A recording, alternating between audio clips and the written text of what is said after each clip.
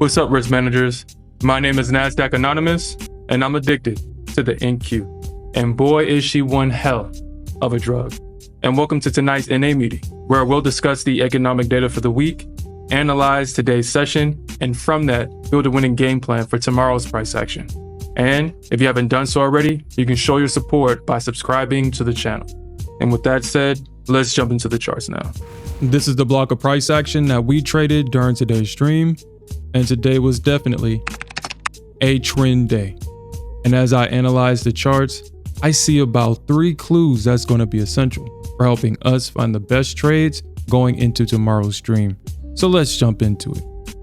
During the overnight session, the Nasdaq opened slightly bearish and traded 534 points to the downside into a previous area of support.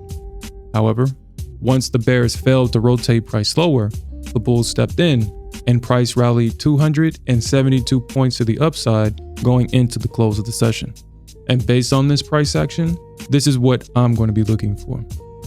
So, for my bullish thesis, if the bulls can regain their control overnight, then I'll be watching the reaction when price trades back within a range between 115 and 135. Because this is the range where the bears broke structure to the downside going into the close of yesterday's session.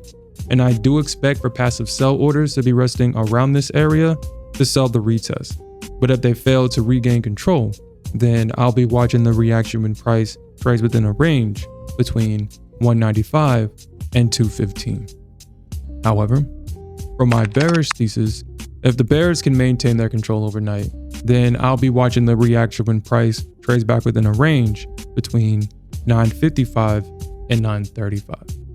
Because this is the range where the bulls broke structure to the upside going into the close of yesterday's session.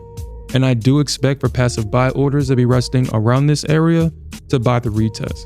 But if they fail to regain control, then I'll be watching the reaction when price trades within a range between 875 and 855.